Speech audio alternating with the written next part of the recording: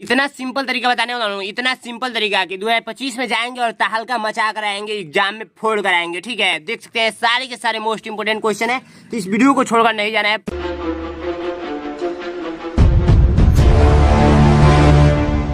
80 का अभाज्य गुणनखंड नहीं है। यहाँ क्या लिखा है? नहीं है। यही सब बच्चे नहीं पढ़ते हैं कि मतलब कि भूल जाते हैं, डायरेक्ट लिखते हैं 80 का अभाज्य गुणनखंड है और गुणनखंड निकाल कर सही कर देते हैं। तो ध्यान से समझना है आपको, ध्यान से। ठीक है, तो 80 का 80 यहाँ पर लिखेंगे। ठीक है, अभाज्य गुणनखंड मैंने निकालने के लिए शुरू में ही बताया था कि इसको सबसे पहले ऐसे करेंगे, 2 से कट करेंगे तो 40 हो जाएगा, फिर 2 से कट करेंगे 20 हो जाएगा, फिर 2 से कट करेंगे 10 हो जाएगा। ठीक है, ऐसे करेंगे तो फिर आप लोग क्या करेंगे? 2 से कट करेंगे, फिर 5 से कट करेंगे। ठीक है, तो ये देखिए, ये आप लोग का अभाज्य गुणनखंड के रूप में मिला है 2 गुणे 2 गुणे 2 गुणे 2 गुणे 5। ठीक है, यानी कि 2 का पावर 4 और गुणे 5 का पावर 1। ठीक है, ऐसे मिला है। यानी कि एक सिंपल सा तरीका ये भी जानिए ना कि क्या करेंगे आप लोग? टेबल पढ़ लेंगे, पहाड़ा पढ़ लेंगे। 5 दूना में 10 होता है। देखिए 10 पहले ही मिल गया भाई, 10 होगा क्या? नहीं है, इसका मतलब यही राइट आंसर हो जाएगा। यानी 80 आना चाहिए था गुणनफल। ये देखिए, इसका गुणा करेंगे तो 80 मिल जाएगा, इसका गुणा करेंगे तो 80 मिल जाएगा, इसका गुणा करेंगे तो 80 मिल जाएगा, लेकिन इसका गुणा करेंगे तो 80 नहीं मिलेगा। तो राइट आंसर आप लोग का ए नंबर। ठीक है, नेक्स्ट क्वेश्चन देखेंगे। नेक्स्ट क्वेश्चन जो कि काफी सिंपल है, ध्यान से आपको ओनली समझना है। निम्नलिखित में कौन सी जोड़ा असहभाज्य है? असहभाज्य है तो ध्यान से समझिए। सबसे पहले मैं असहभाज्य संख्या यहाँ पर लिखकर आपको समझा देता हूँ कि इसका परिभाषा क्या कहता है। ठीक है, नहीं तो आप बोलेंगे भैया आप मुझे बताया ही नहीं और फिर ये क्या बता रहे हैं। ठीक है, तो इसका मतलब ये है ना कि देखिए, ऐसी संख्या का जोड़ा का मतलब समझ रहे हैं? जोड़ा मैं लिख दूं यहाँ पे, जोड़ा का युग्म बोलते हैं, युग्म मतलब जोड़ा। ऐसा संख्या का जोड़ा, पेयर। ठीक है, अब समझ गए होंगे, नहीं समझे? देखिए, पैर में आप लोग कितने चप्पल पहनते हैं? 2 चप्पल पहनते हैं, एक पैर में एक पैर में एक, यानी दोनों चप्पल को मिलाकर एक जोड़ा बोला जाता है। मार्केट में जाएंगे, देहात के एरिया में बोला जाता है कि तनी एक जोड़ा चप्पल दे दबो, तनी एक जोड़ा चप्पल चाहे एक जोड़ा जूता दे दबो, ए टाइप के बोलल जाला। ठीक बा, तो समझ में आता? बिल्कुल समझ में आओ तो ही अब समझिएगा अच्छे तरीके से। एक जोड़ा का मतलब आप लोग समझ गए होंगे। ठीक है, अब समझिए कि ये संख्याओं का जोड़ा, जैसे 2 7 5 6, ये जोड़ा में है, 2 गो है, इसका मतलब जोड़ा में है। तो इसका परिभाषा ये कहता है ना, असहभाज्य संख्या का परिभाषा ये कहता है कि ऐसा जोड़ा जिसका HCF 1 मिले, HCF 1 मिले। जैसे ये यहाँ पर मैं लिख दूँ 2 7, तो इसका HCF निकालेंगे तो 1 मिलेगा। तो ये आप लोगों का क्या है? असहभाज्य संख्या है। ठीक है, तो निम्नलिखित में जोड़ा असहभाज्य संख्या है। तो यही तो है, 2 ही साथ है, यहाँ पे एग्जाम्पल भी दिए और यही है। देखिए, इसका HCF निकालेंगे तो क्या मिलेगा? 4 मिलेगा, इसका HCF निकालेंगे तो 3 मिलेगा, इसका HCF निकालेंगे तो 7 मिलेगा। ठीक है, तो राइट आंसर आप लोग कन्फर्म हो गया कि यही होगा, कौन सा? सी नंबर। ठीक है, बिल्कुल कन्फर्म हो गया होगा। ठीक है, नेक्स्ट क्वेश्चन बढ़ेंगे, नेक्स्ट क्वेश्चन देखेंगे। काफ़ी तरीके से बता रहा हूँ, इससे ईजी कुछ है नहीं। इससे ईजी कोई बताएगा क्या? नहीं बताएगा। अब इससे ईजी रहेगा तब ना, तरीका रहेगा तब ना कोई समझा सकता है। 18 के गुणनखंडों की संख्या है, 18 की गुणनखंडों की संख्या बताना है, यानी फैक्टर्स बताना है। तो गुणनखंडों की संख्या देखिए, 1 2 तरीका है। पहले नंबर, ठीक है, ये यहाँ पर मैं 18 लिखता हूँ, ध्यान से समझिएगा, बहुत ही सिंपल मैं ट्रिक बता रहा हूँ। ठीक है, क्वेश्चन नहीं दिख रहा है क्या? क्वेश्चन दिख रहा है, अब दिख रहा होगा। ठीक है, ध्यान समझिएगा। ठीक है, दिख रहा है ना? 1 मिनट, ज़्यादा जूमिंग हो गया है क्या? थोड़ा सा मैं जूमिंग कम करूँगा। ठीक है, हो गया।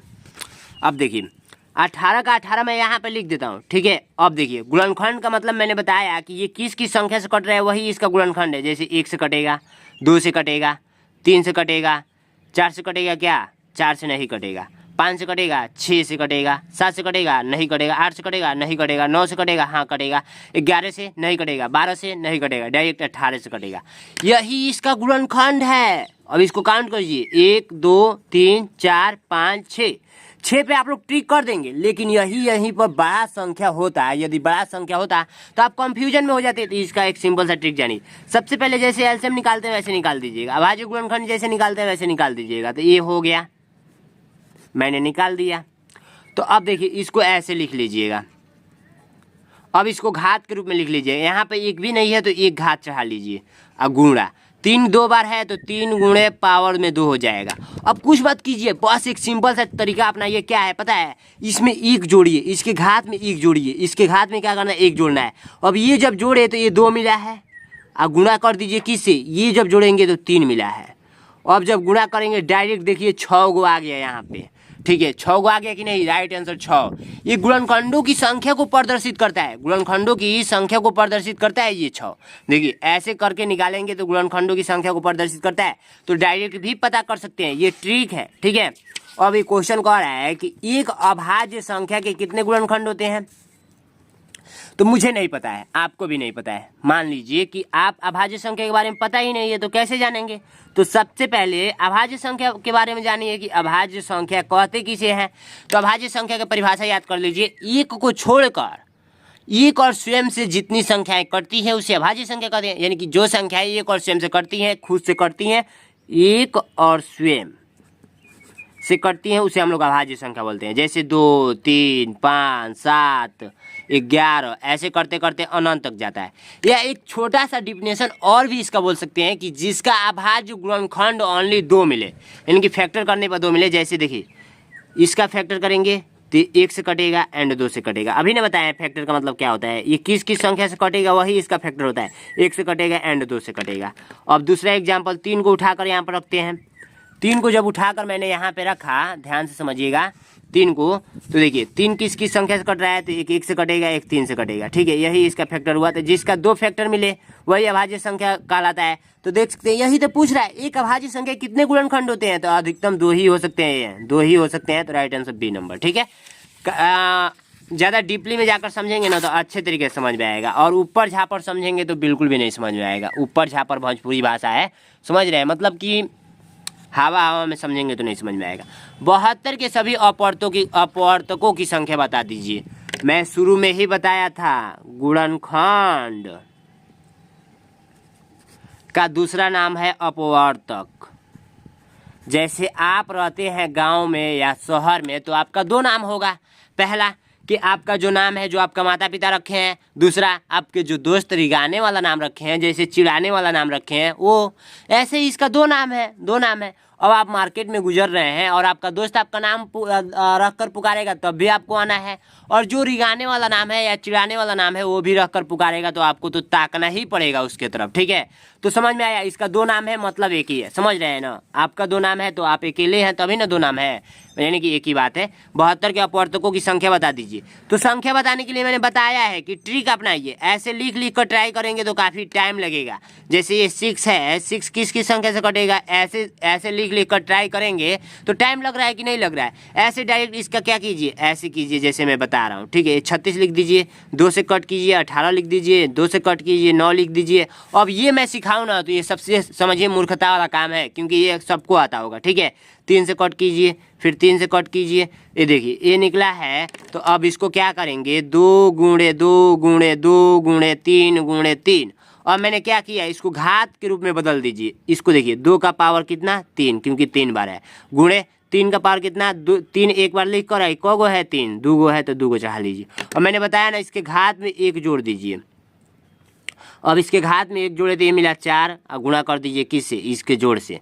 तो 2 3 2 1 3, तो 4 3 12, ठीक है 12, ठीक है 12। तो राइट आंसर 12, सी नंबर, ठीक है। नेक्स्ट क्वेश्चन देखेंगे जो कि काफी सिंपल है, इजी तरीके से हम लोग समझेंगे। 98 का अभाज्य गुणनखंडों के गुणनफल के रूप में प्रदर्शित कीजिए। यदि आप लोग सोच रहे हैं कि मेरा भी सिलेक्शन इस बार हो जाए 2025 में, तो यहाँ पर देख सकते हैं मैंने खुद बनाया हुआ है। ये बैच आप लोग का जो चल रहा है मैंने खुद बनाया हुआ है, देख सकते हैं। यहाँ पर सबसे पहले विशेष सूची देखिए, यहाँ पर मानसिक योग्यता के आप लोग के 40 प्रश्न पूछे जाएंगे, अंकगणित के 20 प्रश्न पूछे जाएंगे, भाषा परीक्षा के 20 प्रश्न पूछे जाएंगे। इतनी बात आप लोग को कन्फर्म होगी पहले से ही। तो यहाँ पर देख सकते हैं 10 चैप्टर है मानसिक योग्यता के, तो इसी चैप्टर में से क्वेश्चन पूछे जाएंगे। बाकी यहाँ पर आते हैं अंकगणित परीक्षा। यहाँ पर देखते हैं यहाँ पर कितने सारे चैप्टर हैं जो कि मोस्ट इंपोर्टेंट है, ठीक है। ये सारे चैप्टर आप लोग को पढ़ना जरूरी है। यहाँ पर देख सकते हैं भाषा परीक्षा, भाषा परीक्षा भी यहाँ पर देख सकते हैं परिवाची, विलोम, शब्दार्थ, शब्दयुग, मुहावरा, यहाँ पर देख सकते हैं अपठित अनुच्छेद, ठीक है। ये सारे आप लोग को प्रैक्टिस करके जाना होगा, ठीक है। यहाँ पर सिलेक्शन बैच मेरा चलता है कितने रुपए के, मात्र 249 रुपए का, ठीक है। 249 रुपए का मेरा ये सिलेक्शन बैच चलता है।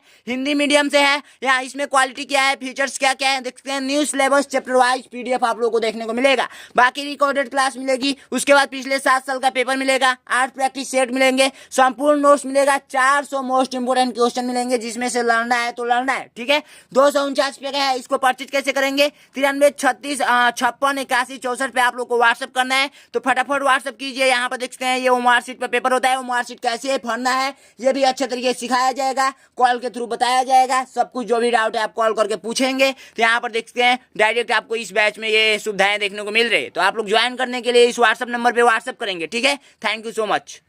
अब कितना बार बताऊं एक ही क्वेश्चन, मुझे तो खुद ही नहीं समझ में आ रहा है। तो आप लोग क्या करेंगे, इसका आंसर मुझे कमेंट बॉक्स में बताएंगे, ठीक है। 9 का 19 का उभयनिष्ठ गुणज कौन सा है? तो 9 और 19 का गुणा कर दीजिए, इसमें से जो राइट आंसर आएगा राइट आंसर हो जाए। हमारे हिसाब से शायद ये नंबर आएगा, आप लोग कमेंट कीजिएगा, ठीक है। उभयनिष्ठ गुणज का मतलब मैंने पिछले वीडियो में समझाया है, प्लेलिस्ट जाकर चेक करेंगे। गुणनखंड एवं गुणज तीसरा चैप्टर का है, मैं चैप्टर पढ़ा रहा हूँ, तो हम प्लेलिस्ट बना दिया हूँ, जाकर बस आपको चेक करना है, शुरू से पढ़ लीजिए, सब कुछ समझ में आ जाएगा। 25 का अभाज्य गुणनखंड निकाले, 25 का अभाज्य गुणनखंड निकाल लेंगे। कितना बार बताऊँ भाई, कितना बार बताऊँ? 5 से कट कर दीजिए, यही तो है, बस 5 गुणे 5 लिख दीजिए भाई, यही होता है अभाज्य गुणनखंड, कुछ नहीं करना है। B number right answer. 24 के सबसे बड़ा गुणज क्या है? 24 का सबसे बड़ा गुणज बाय मिस्टेक, ये क्वेश्चन गलत हो चुका है। गुणनखंड पूछता तो समझ में आता, लेकिन गुणज पूछ दिया है। गुणनखंड और गुणज में अंतर क्या है, ध्यान से समझ लेंगे, ठीक है। गुणनखंड एवं गुणज, गुणनखंड का मतलब कि किस संख्या से जिसका गुणनखंड पूछ रहा है वो कटेगा। जैसे 6 का गुणनखंड पूछा है तो 1 से कटेगा, 2 से कटेगा, 3 से कटेगा एंड 6 से कटेगा। यही 6 का गुणज पूछेगा तो 6 का 6, 6 दूनी 12, 6 3 18, 6 चौको 24, ऐसे करते करते अनंत तक जाएगा। तो अब 6 का सबसे बड़ा गुणनखंड गुणज पूछूं तो आप बता पाएंगे? बहुत ज़्यादा दूर तक जाएगा, पढ़ते रह जाएंगे पहाड़ा, लेकिन ख़त्म नहीं होगा। तो बिल्कुल ईजी, समझ गए होंगे गुणनखंड और गुणज में क्या अंतर है। बस यही था इस वीडियो में। इस वीडियो को हर एक फ्रेंड के पास पहुंचाइए जो आपका मतलब काफ़ी करीब है, मतलब काफ़ी जिगरी फ्रेंड है, ताकि उसका भी सिलेक्शन हो सके इस वीडियो के माध्यम से। Thank you so much. इस वीडियो को अधिक से अधिक फैला दीजिए पूरे भारत